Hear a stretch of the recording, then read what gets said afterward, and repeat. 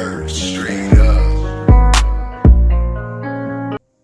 And we back. Hey y'all, what y'all been getting into? So we jumping right into this. We wasted no time. So I did want to talk to y'all, of course, and I did with this video go ahead and put up the information regarding what I'm using, so y'all would have an idea of my current makeup routine. This is kind of my everyday go-to look, but I wanted to give y'all an update of where your girl been, what I've been doing, what I've been getting into. If you all remember from a previous video, I did talk about me. I had transitioned from a remote position, took on a position actually driving into a very busy part of the next state over for a position. And August, I transitioned out of that position into one in my city, technically about 8 minutes from my home, which was perfect. I was in love, loved the position. And then that had some downsides. So since about August, I have funneled through about 4 different positions, and I'm currently working from home again. This position is a little all over the place, to say the least, but I am working from home. Now, we also have a senior this year. Yes, 2025. My middle daughter is graduating. So we've been doing that senior year stuff. So we are preparing for prom. That's going on right now as we speak. And she's going off to school for nursing as of right now. So now she's going back and forth on what school she wants to go to. We're preparing for what that's going to look like. Stacking for what that's going to look like. So we got some things going on. We're proud of her though, but it is definitely our first time going in that direction. My oldest daughter graduated in 2023, but she went directly into the cosmetology and beauty realm. So she's a licensed cosmetologist, so we didn't necessarily have to do this step. So this is different for us. So that has kept me very much occupied. So I think it kind of brought me to becoming overstimulated, because overstimulation is a thing, right? So I became overstimulated just with a lot of different things going on. Not that they are bad things, just that they are things that are happening that have to be sorted out and worked out. And as a parent, as a wife, trying to figure things out, I became overstimulated. So what did definitely take a back seat and what definitely took a hit was my content. It was hard for me to come on camera, just feeling drained, just being drained, trying to be upbeat, wanting to, the drainage was real, and I'm sure other people understand that. So that's definitely played a part in where I've been. And so yeah, I had to restructure my day and my schedule because what was working previously was no longer working. And I don't know why it took me so long to realize that. So normally I would do content on a Saturday normally, because I work Monday through Friday. So I would do content on a Saturday. Y'all, Saturday would come and all I wanted to do was literally lay in my bed, watch TV, go get a milkshake, go get iced coffee. That was it. All I want to do is watch TV. Sometimes I would go out, we do a little shopping, me and my daughter's date night with my husband. But anything outside of that, I was not feeling it. So I eventually realized that, maybe I need to reschedule it. Saturday is not the best day. I noticed once I get to Saturday, that day comes and I want to do nothing other than what I want to do in the moment. So that's the thing, just restructure, recalibrate the day. And that's what we did. When I say y'all, I missed y'all, I miss recording. When I say I actually did record some videos and that never got around to edit them, that happened. I had the best of intentions, but yeah, it didn't work out. We have also been honing in and exploring some business opportunities. So I've really been in my bag doing extensive research, just trying to make sure that I'm making the best informed decision.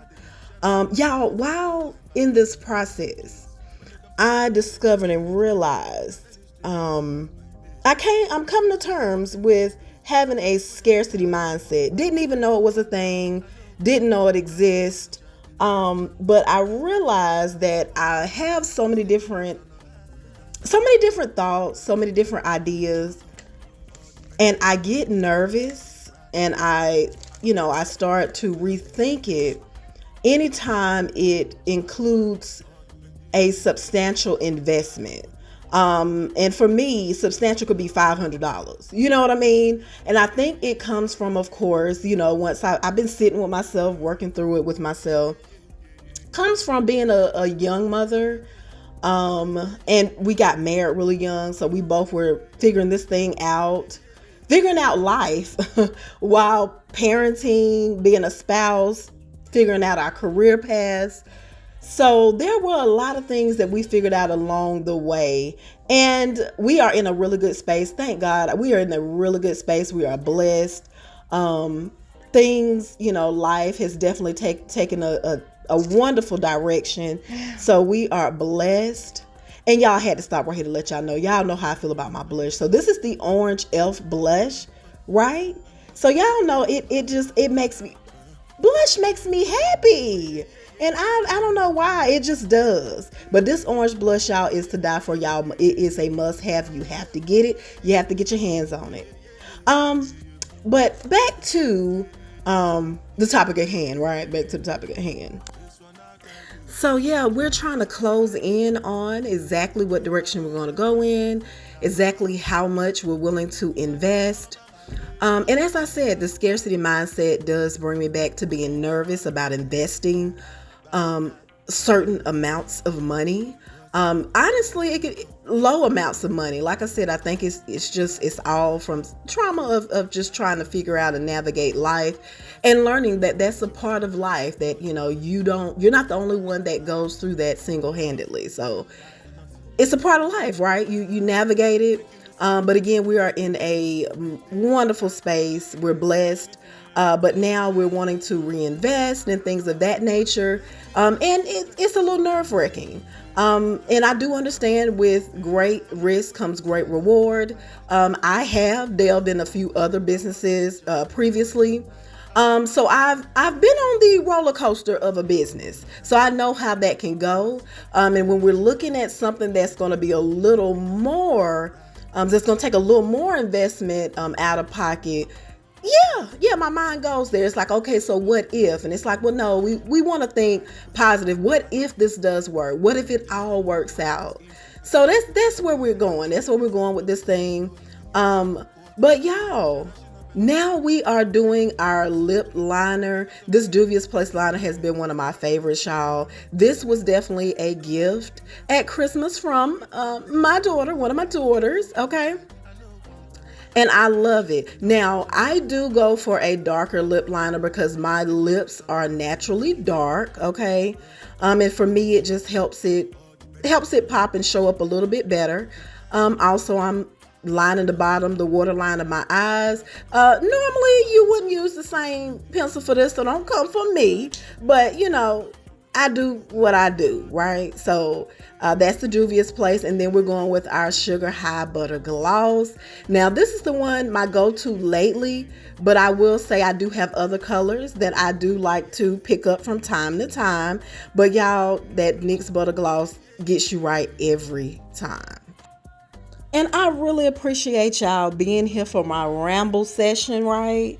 But I didn't want to just pop back up here like everything's all good, peachy keen, like I had been missing for over 8 months, right? So I wanted to, chop it up with y'all, give y'all some, insight into where I've been. And thank y'all so much. Stay tuned, guys. I'm definitely working on more videos for you all. And look at here, we're putting on that's that beauty supply. That's that That's that Old Faithful, right?